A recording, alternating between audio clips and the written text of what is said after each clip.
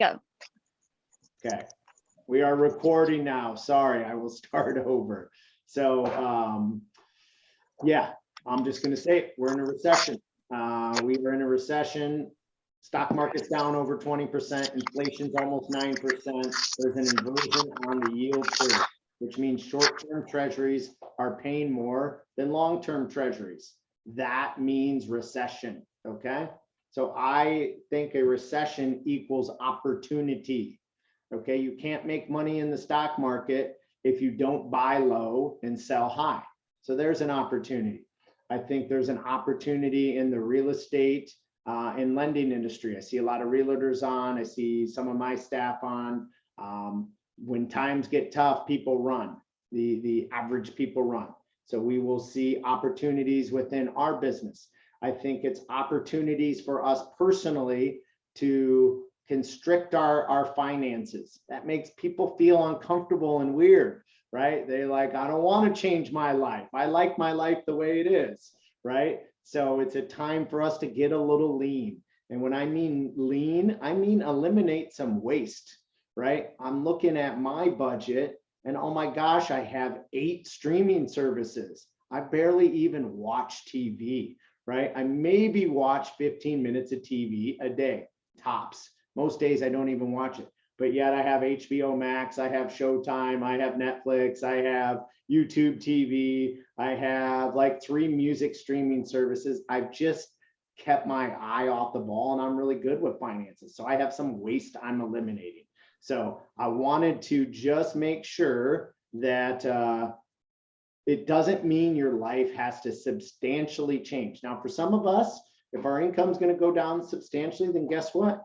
Your expenses need to go down substantially, right? So I called this, I changed it a little bit. If you all don't know my story, I am a national coach for mortgage lenders and realtors. A couple of the students are on. My story, why they get me up on stage to talk about this, is I was the biggest financial mess you could imagine, right? So they like putting the person on stage was like, hey, look at him. He was the worst. He had $330,000 of debt. And now he has millions in wealth, right? So I've been on that journey. I've been more than broke. I've been massively in debt. I grew up broke. We were, I would say, lower middle class to poor. Just growing up, I never had the lessons of finances. I find a lot of people don't have the lessons of finances. I had to have someone with a college degree, by the way, with a finance degree, with a 3.6 GPA at the University of Iowa, a very good student. I didn't know how to run easy personal finances. It was not taught to me, even through a higher education in college. Can any of you relate to that? You went through high school, you went through college, and this was never taught to you. Personal finances aren't taught. It's I think, foolish, but it's the truth. So I had to have someone teach this to me. I'm passionate about helping people not get in $330,000 like I am, and to accumulate wealth and be able to save money so they too can take care of their family, their retirement, their kids' education, whatever their financial goals are. So I called this meeting, inflation is up, which means our expenses are up. We all need to tighten up.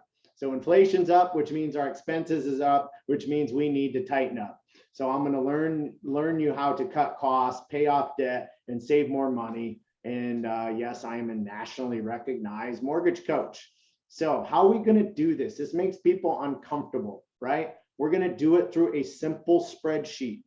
Now I'll have people argue with me all the time, like, oh, I have this great technology that does this all for me. Well, you're automating things and you're setting it and forgetting it and you're missing the mark. We need to review our finances once a month. We need to review our income once a month. We need to review our expenses once a month. When you set it and forget it, it is sloppy. And that's what the institutions want. The institutions want us to set it and forget it and automate and not think about it and not track our expenses. So I use a super old school spreadsheet. Yes, I still handwrite mine sometimes, because when I write things down And when I look at it, then I think about it. And if I think about it, I can make changes. If I set it and forget it to some automation, then I won't think about it. It will be going on in the background. Now, yes, I still pay my bills, most of them automated. I'll get to that in a second. So this is the form that changed my life. I'll tell you, I was at the lowest points in my life when I had that amount of debt. I was just meeting my wife, my now wife. She had no idea, right? I hid it from everyone. I probably put out this, I was super successful in the mortgage business vibe because I did a lot of business, but the truth was I wasn't doing the business well. It wasn't profitable, and it was all a facade. Yes, I was doing a lot of business, but I was spending way more than I was making. And this is the way of America right now. We don't track our finances. That's why we're a country of massive debt. We are a country of massive debt. We have the highest credit card debt. We have the highest personal loan debt. We have the highest student loan debt. We are a country of massive debt. So if you act like everybody else, you're going to be like everyone else. So I will also tell you that once I got the debt paid off, then and I started making money and I started being profitable, I was getting married and starting a family. And I was I'll use another 4-letter word. I was a J-E-R-K. Okay. I was a jerk to my wife. I held the money over her head. We fought about finances. Any penny she spent, I micromanaged and like stood over her. And if I wouldn't have been introduced to this budget and the system and the meeting with somebody else, I believe I would be divorced. I believe I would not have my 3 beautiful little girls. So I can truly tell you that this system saved my marriage, created a family, and now 12 years later has provided me more happiness than I've ever and love than I've ever felt in my life. So it seems kind of funny and silly to say that a spreadsheet saved my life, but it's the truth. So if you start today and track how much you're spending, track how much you're saving, you can see improvements. What we focus on, what we have our mind wrapped around, we will improve upon. So that's what this is all about. So my principles of money, number 1 rule of money, I have it posted on my wall right there. I look at it every day. The number 1 rule of money is save 20% of your paycheck. I even take it a little bit further. Save 20% of your paycheck, put it in the stock market, and don't touch it. So a lot of people will save money and then they'll go and spend it. Well, I was saving it to buy a new car. That's not savings, knucklehead. That's saving for a future expenditure, right? Savings is putting it away, letting your money compound and grow. I know it's super scary in the stock market right now, but this is the times that make you rich. You cannot buy low if there is not a correction in the market. You cannot buy low and sell high. So the number 1 rule of money is save 20% every month, put it in the stock market, and don't touch it.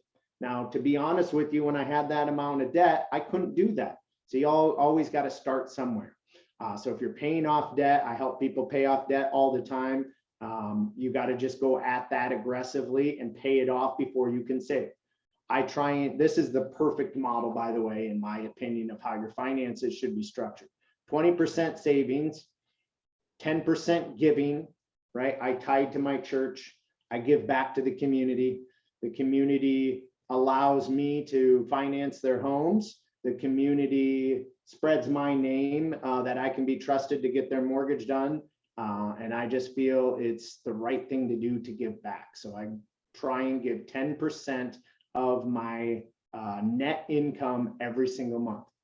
Unfortunately, this will vary for some people, but about 40% of my check is already taken out by our wonderful government for them to spend frivolously how they seem fit. But I'm honored to be American. I'm privileged to pay 40%, and I'm glad to do it in a country that allows a knucklehead like me so much opportunity.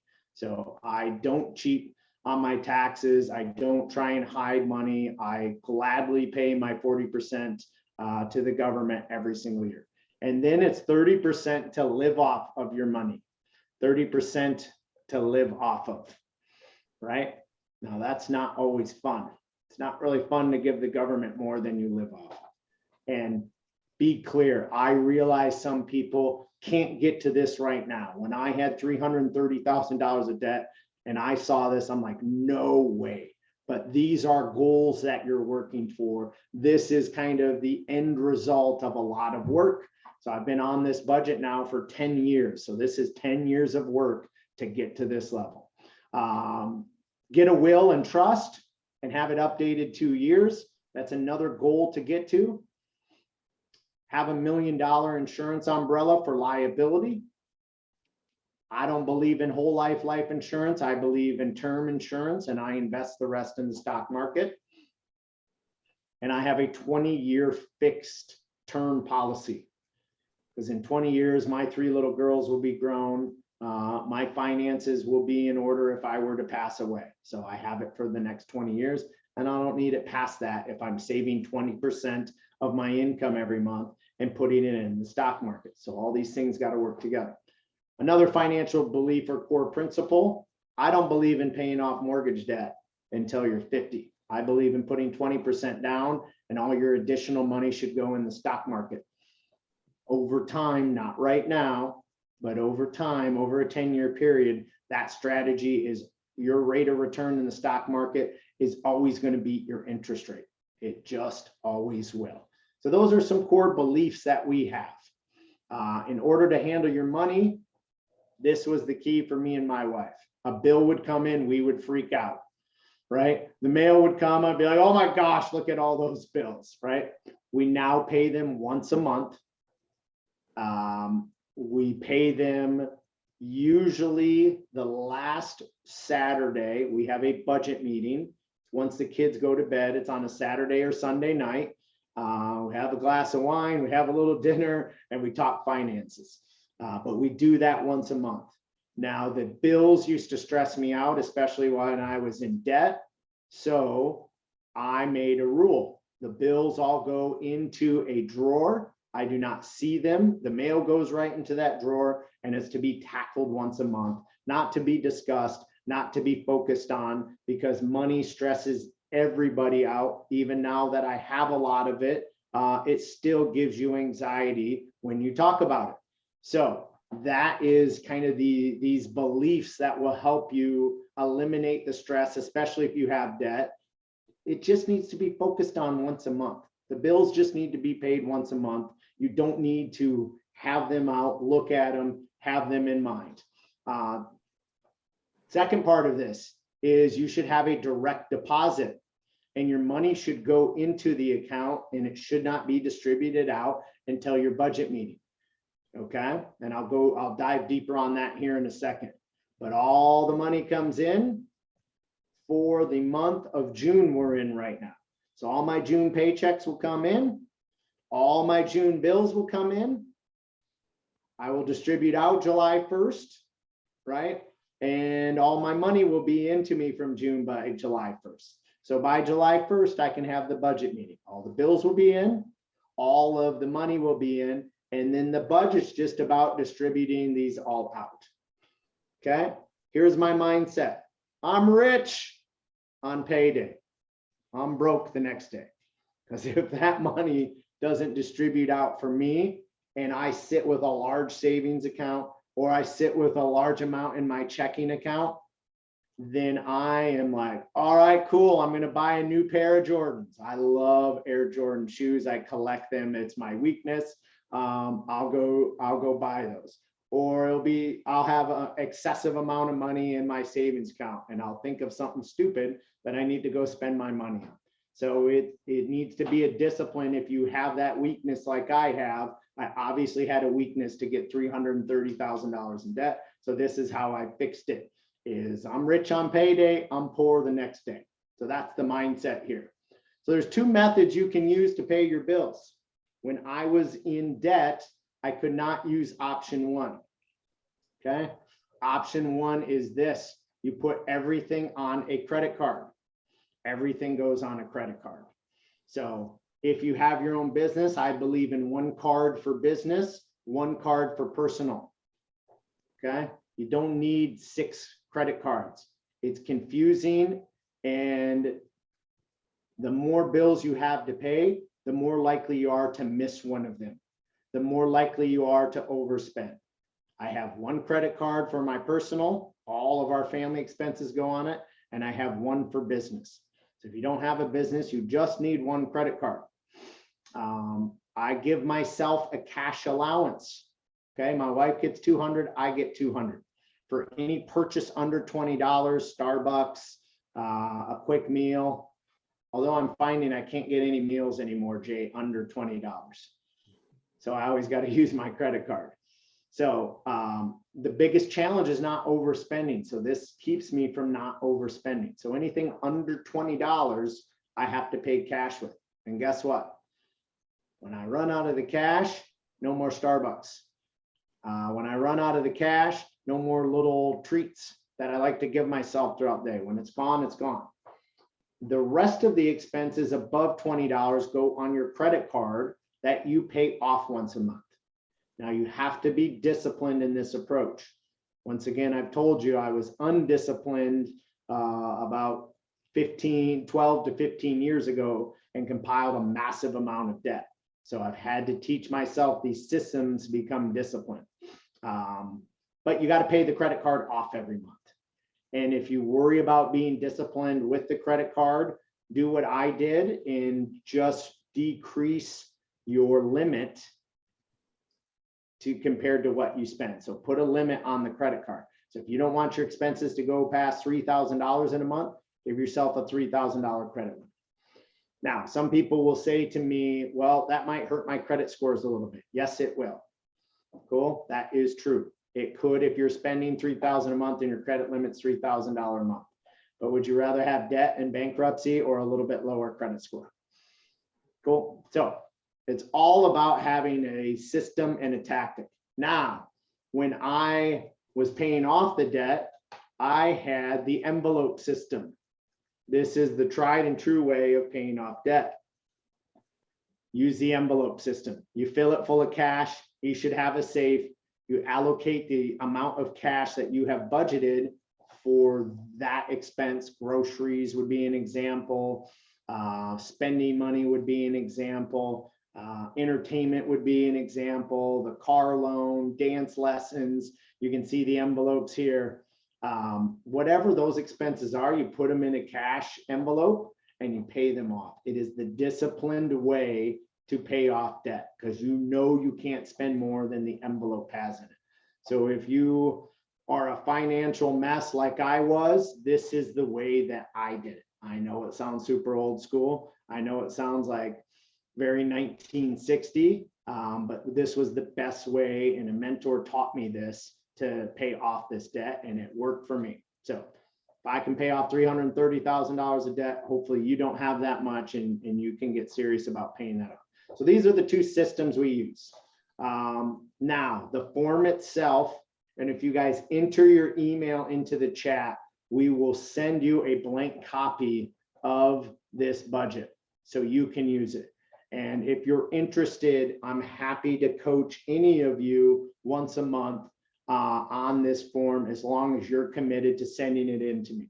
And I did mention that I'm a national coach for mortgage lenders and realtors. They pay $3,000 a month for 2 hours of my time. So they pay me $1,500 an hour to review these forms for them. So I am very good at it. I'm highly trained, and I look at these 12, I would say I look at about 40 budgets now a month. So I have done this for 7 years, every single month, about 40 of them at a time. So the beauty of this form is it's editable. You can customize it to your life, and you can customize it to your actual expenses. So column 1, first and foremost, is how much the balance is of the debt and the name of the debt. So as you can see, it's house, and here's their principal balance left on the house that they have to pay off. Same for their auto loan.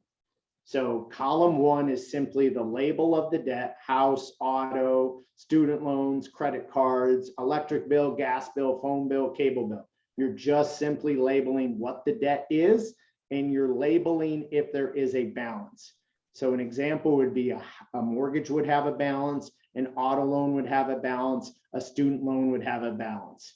Electric bill wouldn't have a balance unless you were in debt like I was and behind on your electric bill. Then they'll start putting a balance on there, and you'll have to include that balance. But the good rule of thumb is those monthly bills you don't want to have a balance on. That is bad. So that is column one. You just want to label what your debts are. Think of them, and gosh, I'll just be honest with you. Until I put it on paper, I had no idea I had that much amount of debt. No idea. I had an IRS debt because I was behind on my taxes. I had a bad business deal go south. I had some properties that were rental properties that I had to give back because I couldn't keep up with the payments. And I had credit card debt. So all of that compiled to 330,000. I thought it was under 100 grand, Jay, in my mind. Jonathan, I thought it was 100 grand in my mind. When I put pen to paper, I'm like, oh snap, this is not good. So we got to be able to track our finances in order to know what our debts are. So first we want to label them, and we want to include balances. Column two, okay? This is the budget. So when you guys think budget, you think this is how much I'm about going to spend a month. That is column two. It's called your survival number. Some people call it overhead. You are calculating about what your monthly costs are. It does not have to be exact. So my rule is, hey, if I lost my job and I lost all the money I've accumulated in the stock market and in real estate, and it went to zero, and I had to cut everything, what would I have to pay? What do I have to pay to survive? Think that way, right? Like, I don't belong to a country club, but if I did, that would probably go right away if I lost my job and lost all my money, right? So think that way. This is survival number. What do you have to pay? You have to pay rent. You have to have shelter. You have to pay food bills. You have to have food, right? You have to have clothes. So think essentials. So an example on this would be if there's an $8,000 credit card balance and things go to zero, you're just going to pay the minimum monthly payment. That's all you're required to pay. So that's what goes in column two, is what you have to pay. That makes sense to everybody? Cool. So these are essential bills. This is how you determine your survival number, right? And this is just one of my students' budgets. So I know some of the numbers might look crazy, but this is what some of my students make, and this is actually their expenses. So in this case, their monthly expenses equal, and some of this is their business too, $22,000 in expenses a month. So you got to know what your expenses are per month to know what you need to cut if you need to cut.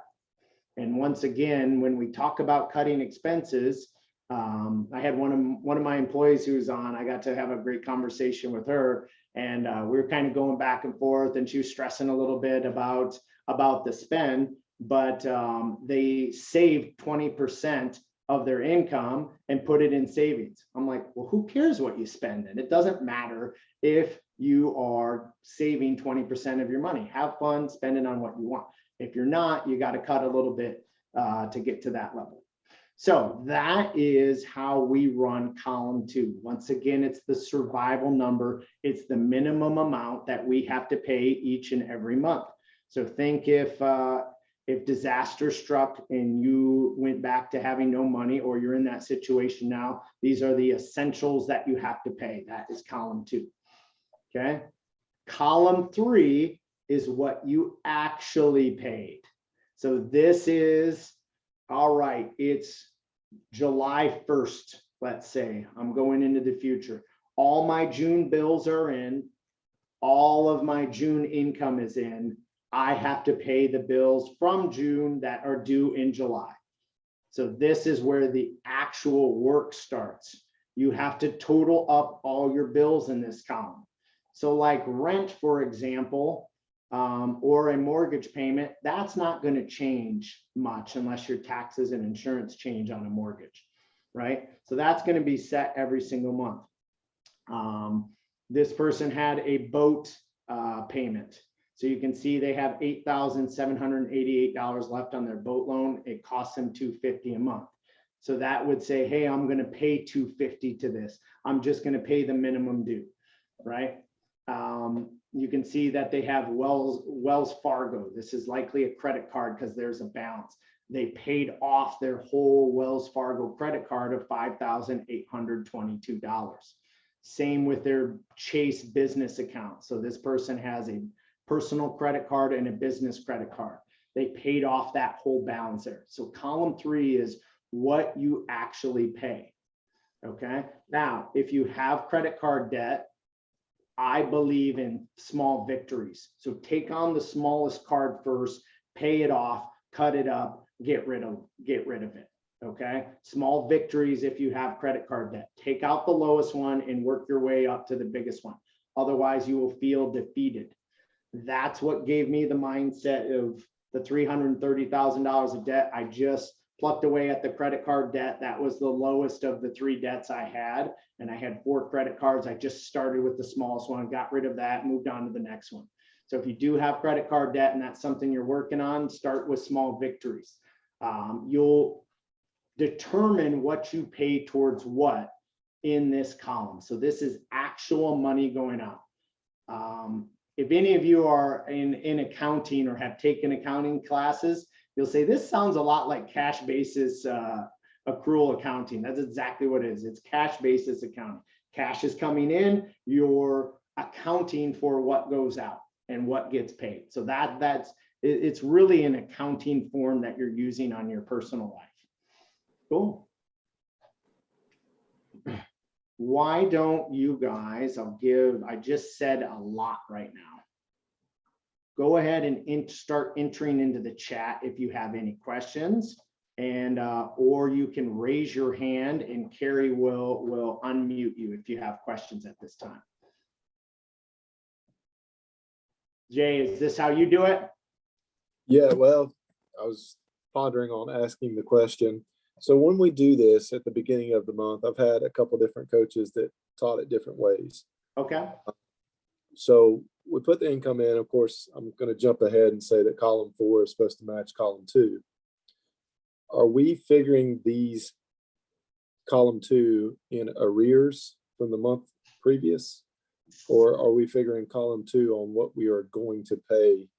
And when I say arrears, I think you answered it earlier. You're pulling all those bills out of your drawer, and then you're paying those. So you're really paying in column 2. You're paying last month's bills. Yes. Okay. So when they call column it a budget, 3, you mean column 3 and column 5. Yes, I'm sorry. Yes, yeah. Column 3. So Yeah. what you're doing essentially, yeah, I'm sorry, 3 and 5, not 2 and 4 is what I was saying. Yeah. So in column 3, essentially you're paying last month's bills, even though you're saying it's a budget where you would, like in a budget, you would be looking ahead. Yeah. So really it's just an account of the previous month and how you paid that, correct? Yeah. Well, column 2 is your budget. This is your about expenses, but we all have things that enter in that is the actual. So we try and keep on the budget in column 2, but column 3 is like, this is what actually happened. Right. Okay. So I'll adjust my column 2 if I look back a couple months and like, man, like right now our gas bill's like double. I'm like, well, I better adjust column 2 because it's no longer $80 a month anymore. It's about $200 a month. So my minimum is no longer 80. I need to adjust that to 200. Right. So I look for trends in columns 2 to set my budget with actuals looking back the past 3 months. Right. So to answer that question, column 3 is what you actually pay. It is exactly what write those checks. Okay. Yep. Cool. Yep. So that is column 3. That is what you actually pay. Now, this is how my wife and I do it. Okay. This might get a little complicated, so feel free to ask questions. But we have 3 checking accounts. We have 2 checking accounts, and a savings account. So we have 3 accounts. We have 2 checking accounts and we have a savings account. So checking account number 1, and I'll get to column 5 in a second. but we call that our column 5 account or our accounts receivable checking account. This is where any money coming in goes to. So any check I get, any payroll I get, any money I get to speak, all my different income streams I have, they all go into that account.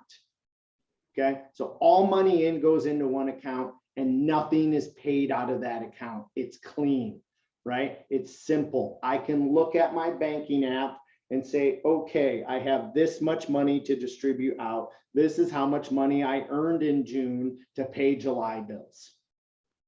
That make sense? Yeah. Cool. So that's the first checking account. The second checking account is my bill paying account. So what we'll do is we'll just go through on this budget and we'll enter in every bill we have, every expense we have in column 3. Okay. So we'll enter in every bill and every expense we have. Cool. And then we'll say, this is our total expenses. This is how much we have in our accounts receivable or our income account, right? What's the difference? That's how much money we have left over. Does that help? I have one more question for you, Chad. Go ahead. All right, so we go into the month with a zero balance on a credit card. We pay all the things that we pay on that credit card. Let's say we run that balance up to $5,000 for that month. Yep. When you itemize the bills that you pay that month, obviously you're paying off that credit card, but that credit card might include your gas payment, your electric, all that kind of stuff. So obviously you wouldn't enter it in both accounts. So do you just keep that credit card at zero balance and just show where you've deducted or where you've paid everything in column 3? Or do you just chunk everything into the $5,000 credit card and just leave everything else? It's a great question. So this is what I do with my students. If they have debt or they're not saving 20% of their money, I don't let them have a line item for their credit card that has all their expenses in it. I say, don't tell me what the credit card balance is, break out what each expense is as a line item. Cool? Yes. So if they are saving 20% of their income and they have proven that they are disciplined in their finances, then I don't make them break it out. Got it. Cool? That I help? do have a couple more questions. Yeah, go ahead. For the envelope method, is the money in the envelopes contributing to paying off the debt in the total, or just putting that money to the side for the upcoming month? Both. Yep, it's to pay off debt and to put money aside for any expenses you have. It's both. Okay, and then we have one more as well. If you do the envelope, and you can cut a check with it too, right? You can put a check in the envelope and know you got to pay that bill. But the best way to budget, if you need to be disciplined, is give yourself the cash, put it in an envelope or put it in your wallet if you want to carry it around. I don't these days. And once the cash is gone, it's gone. So you got to be mindful of your expenses. How do you decide what credit card to go with? Gosh, I mean, I have a lot of expenses because I run a business. So I just look for the best miles and something that has a reasonable interest rate. When I had debt, it was just about credit card surfing and getting the 0% rate and doing everything I could to keep it on that credit card and pay it off as quickly as possible. So it kind of depends on your situation. I love my Chase Sapphire card. It's like got just great benefits. The miles I've been super happy with. It's given me a lot of perks. That's my main credit card, but I know there's a lot of good ones out there. And then just one more for right now. Do us self-employed people save 30% for taxes or 40% for taxes because of our tax bracket? Depends on where your income is at. You know, I would say if you're above 150,000, you need to save closer to between 35 and 40%. If you're under 150,000, you can likely get away with 30%. Thank you. That's all the questions for right now. Okay, so that is column 3. We have actually paid our bills. So let me just get back to, once again, drive home this point. So I have 3 accounts, okay? I have an accounts receivable checking account that all the money I made goes into. I then have my total for the month. All I have to do is look at my banking app and say, we have this much money to work off of. I then have a bill paying checking account. So my wife will cut all the checks, do all the automated bills, and tell me how much they are, and we will enter them into the spreadsheet so I know my total bills for the month, okay? We will then transfer that money to pay those bills to our bill paying checking account. So we have it all set up for all the automated payments, right? We have the gas bill come out automatically. We have the energy bill come out, the internet bill, the any utility that we have, the mortgage bill comes out automatically. I still have everything set up automatically, right? But I fund the bill paying checking account with whatever the total is on column 3. So in this example, my student had $49,000 in total bills. Now keep in mind, and I'll get to this in a second, $22,000 of that income he was saving. So he was putting $22,000 away to savings. And yes, you do include what you're going to save in column 3. So Jay told you column 3 and column 5 have to match. I'll get into that in a second. But we move all of the money for the total of column 3 into the bill paying checking account. Okay, so it's super clean to know that column 3's money is all in our bill paying checking account. We move the money to there, the bills are all going to come out. So then I know at the end of the month, we either lived by our budget because there's extra money left in there. We were under budget, right? We lived by the budget because it's at 0 and we were accurate. Or what happens if there's a deficit? I spent more than I said I was going to, and the bills came in a little higher and something didn't go right. We had some unforeseen expense. So you have to have a cash reserve or a savings account. That's the 3rd account tied to that bill paying checking account in case you overdraft. Okay, so the first place you start to save as I move on to column 4 is a accounts receivable or a float account that's tied to your checking account in case you go over your budget. So I keep 3 months of my monthly expenses, my survival number, column 2. Remember, we put together our survival number in column 2 or our budget. So I'll multiply that number, right? This person's monthly expenses were $15,218.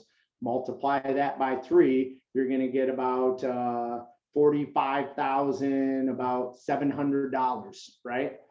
So that's how much, if I was this person, I would have in a savings account. 3 months worth of your expenses. Some people call it a rainy day fund. I call it a float account, right? And if I went over budget, the money just automatically gets moved to my bill paying checking account or my column 3 account, right? And then I have to replenish it next month. And that's the first place I save because I always have to keep 3 months of my expenses, right? So if you set this up correctly, it's a system and foolproof. So you don't pay overdraft fees. So you stay tight onto your spending. So you know where you're at each month and you can track whether you're staying on budget or not. Okay. So what Jay Brown just said, who's one of my great realtors and in our coaching program, who was gracious enough to attend and let me ask some questions of him, because I know him and his family have been on this budget. What he said was dead on. Column 3 and column 5 have to match. Okay. So this is actually how my wife and I do it. We add up all the bills in column 3. We figure out the total, right? We total it up. We don't do column 4 yet. And we enter in column 5. That's how much money we receive total. So this person right here, this is all their paychecks. So every bit of money, if grandma gives you $20 for your birthday, why do grandmas always give $20, right? It hasn't adjusted with inflation. It's always been $20, right? My mom does the same to me. Like, you've been giving me $20 since I'm 13 years old. But if my mom gives me $20, guess what? It goes into that accounts receivable account. Every penny that I make for the month, it doesn't matter where it came from, goes in that account. So we total that up, and then we have our total bills. And then we have two things to fill out. How much are we going to put away? Maybe it's in that savings account because we went a little over budget. Most of the time for me, it's into the stock market, right? So we figure out how much we're going to save, and we figure out how much we're going to give. So I'll say that one more time. Column 3 and column 5 have to match, right? Now, if column 3 is larger than column 5, you have what, Jay? Deficit. You have a deficit, and you need to move money out of your savings to pay for your deficit. And this is why people get in debt, because they don't track it and they constantly run at a deficit. Okay, they don't track it and they constantly run at a deficit. Cool. So we do not want to run at a deficit. We want to run at a surplus. So people don't like it when I say this, but I'm direct and brash. You have two choices then. You can either make more or spend less. And I believe those are both the choice. I believe you can always make more money. You can always figure out how to invest better. You can get a second job. I had a second job when I was paying off the debt. You can find a commission job. You can drive Uber. You can get on YouTube and figure out a different specialty. I truly believe they're both a choice. So you can make more or spend less. I like doing both, right? So they're both a choice. Now, when you run at a surplus, meaning you made more than your expenses, then you can save. And that's where column 4 comes in. So once again, column 3 and column 5 have to match, which means right here, this person, I actually put up a wrong example, right? They should have put in right here the money market funds, okay? So this number and this number have to match. So you have to distribute all your money out. The leftover, when column 5 is larger than column 3, is your surplus, and you need to put it into the stock market. People ask me what I invest in. I believe in the S&P 500 index. And right now I believe in picking up to max 10 essential stocks. So essential to me is Amazon has become essential. Apple has become essential. There's no way people don't have cell phones now. I believe Target and Costco and retail like that is essential. Grocery stores are essential. So I'm just investing in essential companies while the market's down. So we'll distribute that money out, and then we'll distribute out how much we're going to give. Okay. So the fun part about this, as your finances evolve and as you do better as a couple or on your own, it becomes more fun conversations like, oh my God, how are we going to pay this all off, to, okay, cool. What's charity are we going to give to? And how much are we going to put away in the stock market? So because we've focused on it and we've met every single month for 7 years, we've now turned this into a fun event. And we're disciplined in our finances, and we get to give money away to charity, and we get to help people out, and we get to accumulate wealth in the stock market. But be clear, that is not where it started. I've been on this budget 10 years, very aggressively for 7.5 years. And that's not where our conversation started when we did this meeting. Any questions on just the philosophy of pay all your bills in column 3, see that total, then look and see how much money you have overall to cover it. And then the difference is either your surplus or your deficit. I have one more question. Go ahead. Does putting money in IRAs count as stocks? Absolutely, yes. And I'll get to that in a second. Perfect.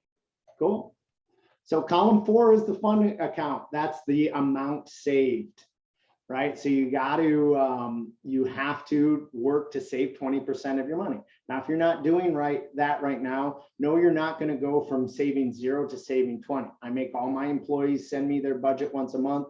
We review them as a group, as a family, and help each other to save more money. It's progression, right? It's saving 1% more than you did last month and building up to that 20%. So get 1% better each month on your finances. The exciting news is if you are paying off debt, yes, that goes in column 4. So paying off debt is savings. You are saving money by not paying interest on those stinking credit cards or those student loans any longer. So you are allowed to put credit card debt being paid off in column 4. Okay. If you're going into a 401k, if you have money coming out of your check, a lot of my students get this wrong, a lot of my employees get this wrong. If you're putting money into an IRA at your employer or your 401k, the money's already pulled out from your check. So it would not go in column 3. It does not go in column 5 because your employers already pulled it out and put it into the market before you get your money. So you do not need to put it in either column 3 or column 5 because you're not physically putting it in the account, which column 3 would be, and you're not getting that money in your paycheck, which column 5 would be. So it only goes in column 4. Okay, so just to review, any money that you're saving goes in column 4. Any money that was taken out of your check to put into a 401k or an IRA goes in column 4. And any debt that you're paying off towards a balance goes in column 4. Those things in our budget is all considered savings.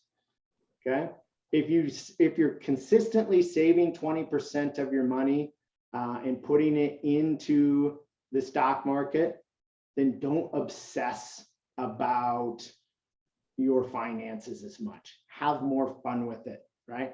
I was so fearful of the money and the debt that I just was a control freak about the money. I held it over my wife's head. I just wasn't a good husband or a good version of a professional. But as I've learned that I just need to save 20%, I need to put it in the stock market, let it compound and grow, then I've stopped obsessing about having to power save and power pay off debt.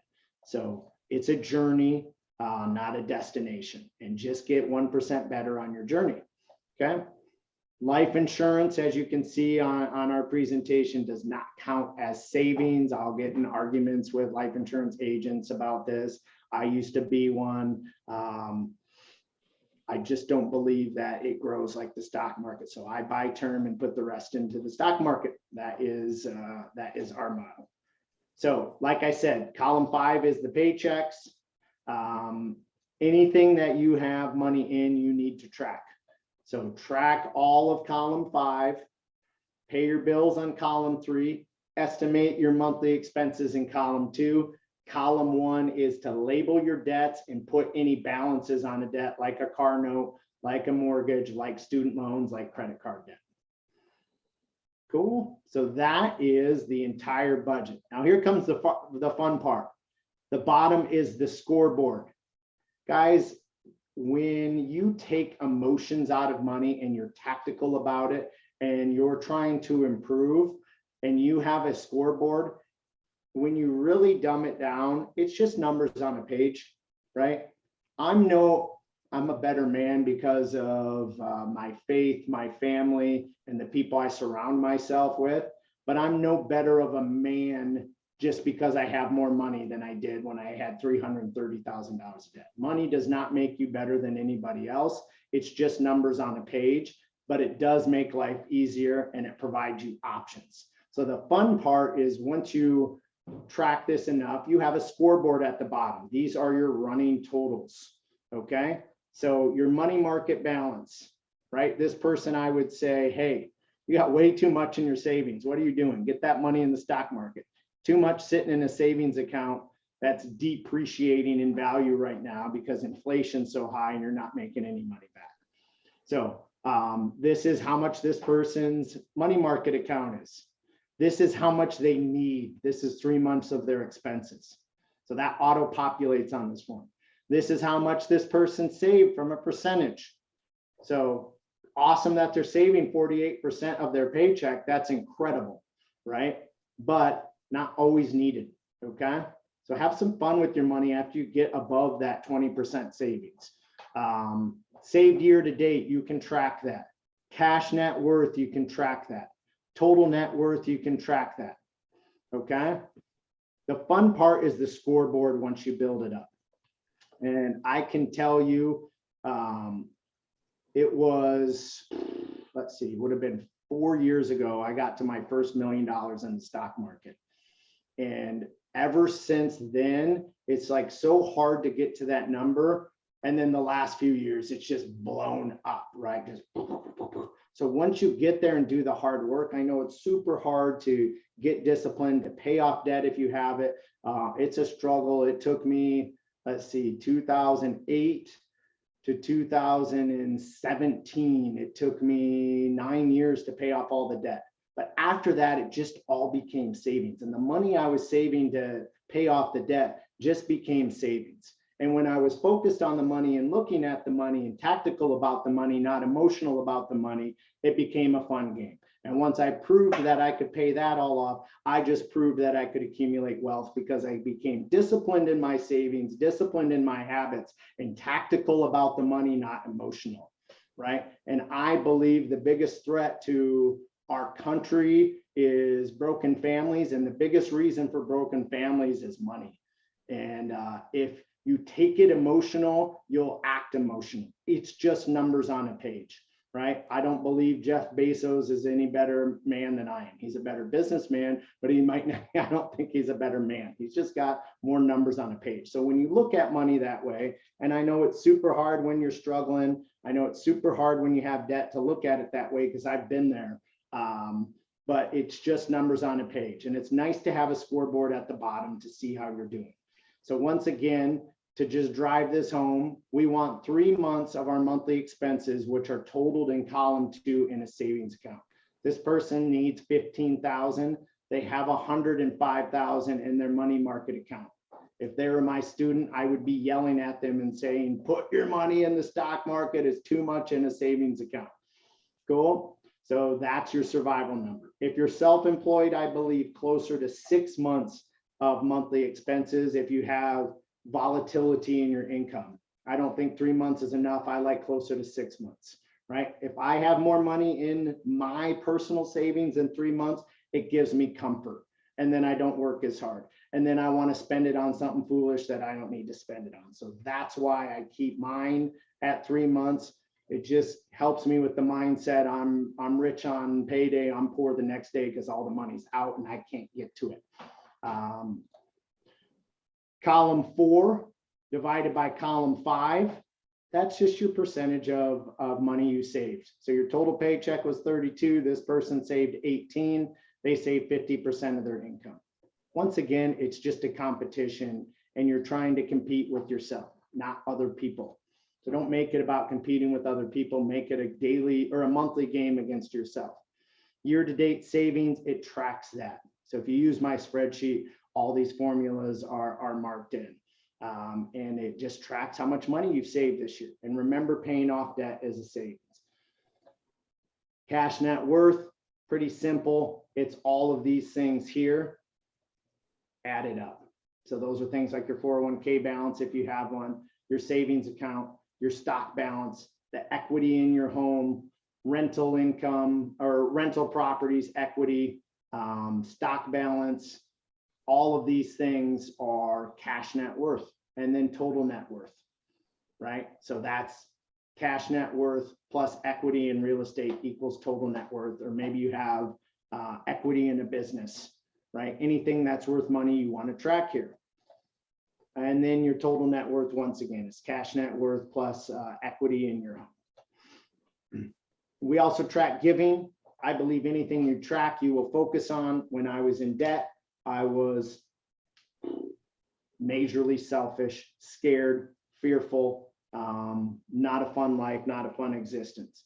It was cool last year. We gave $331,000 away to charity. And that was my goal, to give back how much I was in debt, to remember the pain of being in debt, to turn that around and give it back to our community. And I might get a little choked up because there's some of you on here that are responsible for that. And it was just one of the coolest moments of my life. And I don't say that as a pride thing. It's just people have pushed me to be more charitable. And when you give back and change people's life, it changes your life. So I believe, as a Christian man and as a family man, this is the most important thing on my budget each and every month, is how much I'm giving back for the blessings that I've had.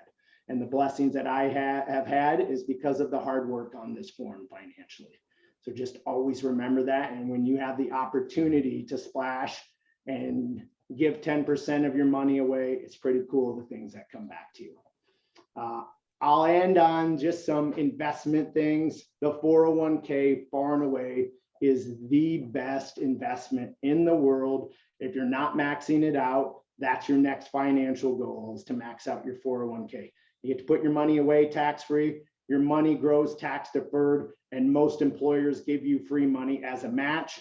I just put mine all in the S&P 500 index. As I've tracked money now for about 8 years religiously, watch the markets, become a pretty good investor, I just believe the best investment we have is the S&P 500 index. It's the 500 best companies in our country. It's kind of the gold standard of the stock market. I think if someone's really, really smart, they don't try and outsmart the market and hit home runs in stocks like I've tried to. They just put all their money in the S&P. So my 401k is all in the S&P 500 index.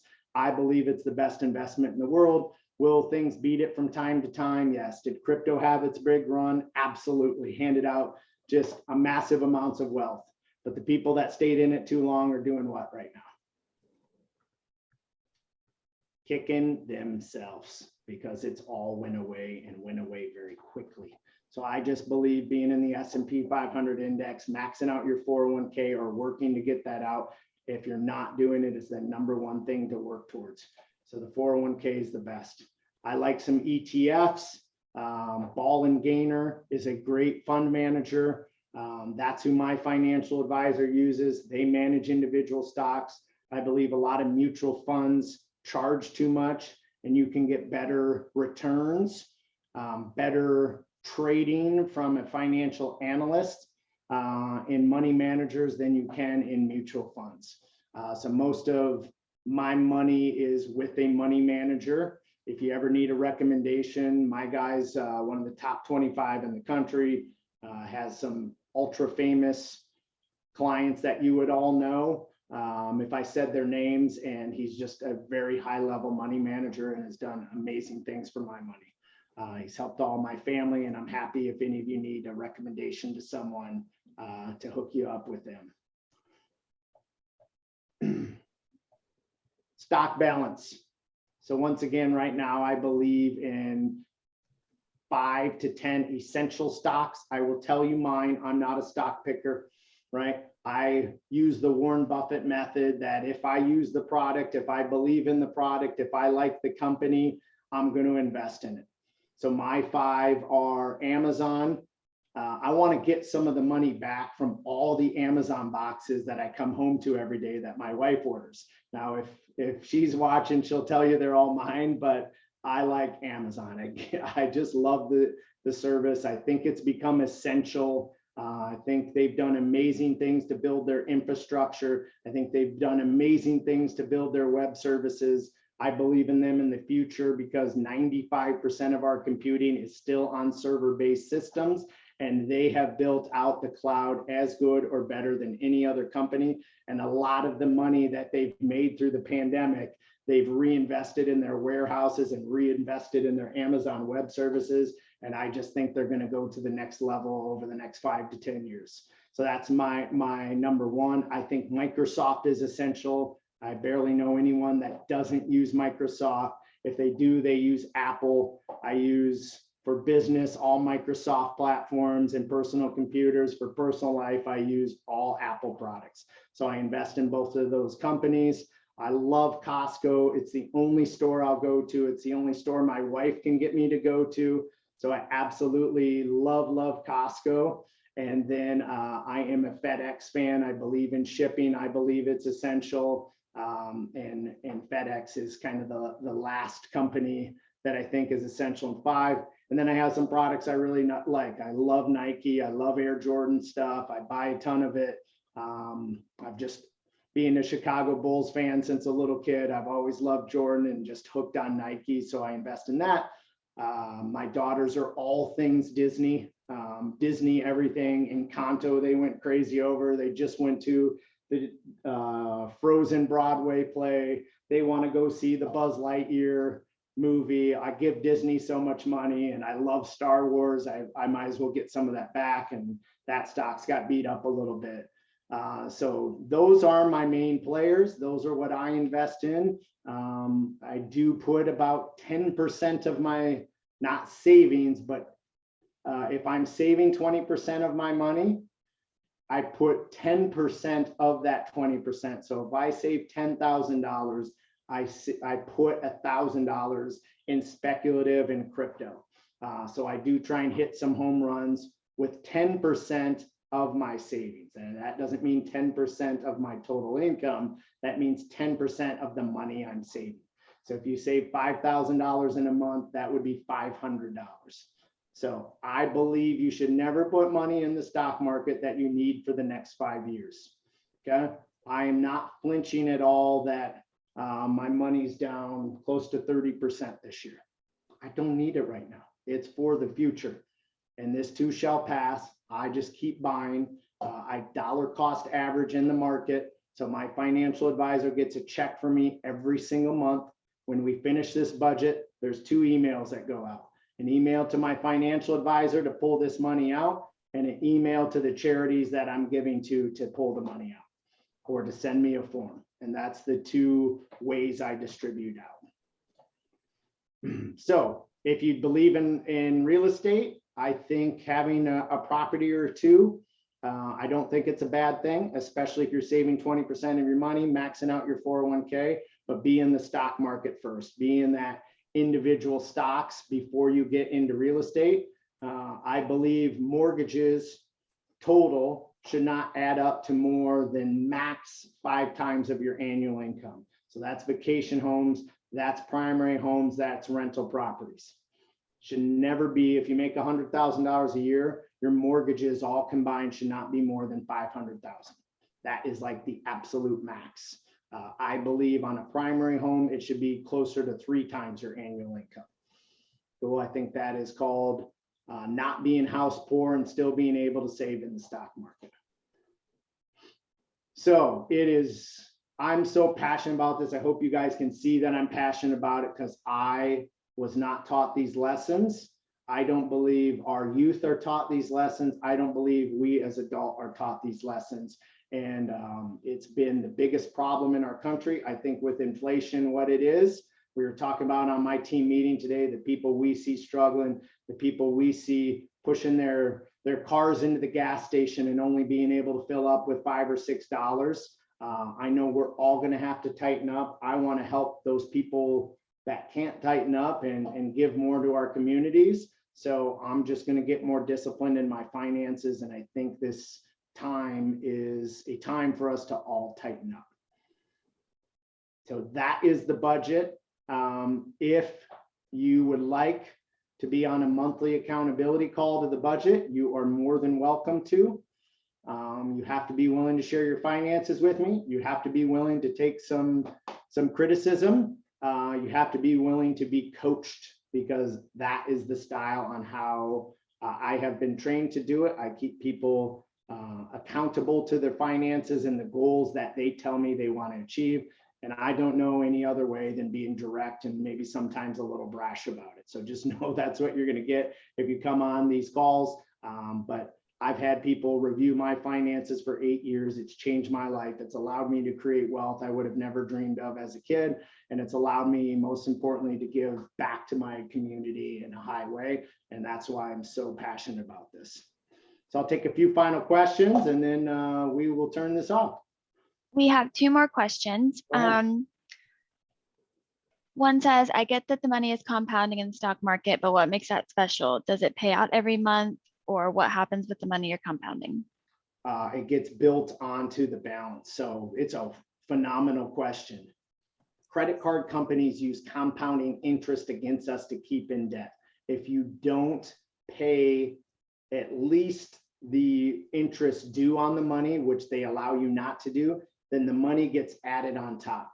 When you invest in the stock market and you get a compounding interest effect, your money becomes higher, and then the interest is determined off that higher amount, and then that becomes higher. So it's a compounding effect. That's why I told you how long it took me to get to $1 million, and then it just blew up 5-6 times that within 2 years, because the money just kept compounding so quickly. So we want to use the math that the credit cards use against us to keep us in debt for our benefit in the stock market, to make our money grow the same way their money grows by keeping us in credit card debt. So you're really just flipping the script on the financial institutions. Now, the bad thing is sometimes that money goes down, and you got to be willing to stomach those roller coaster rides and not come off of your plan. Great question, Carrie. What was the other one? The next one is, how do you figure out how much equity you have in your home? Awesome question. Redfin's an okay tool. You can sign up with an email in our chat to HomeBot. I can tell you what Black Knight, which is the best automated valuation tool that I've seen. I find it to be the most accurate. It will tell you what your home's approximately worth. No, this is never going to be as good as one of our preferred realtors running a comparative market analysis for you. They're the experts. They're going to know what your home is truly worth, but we can give you an automated estimate of that. So you'll take that value and subtract it from your mortgage balance, and that is the equity in your home. Awesome. And that's all the questions. Awesome.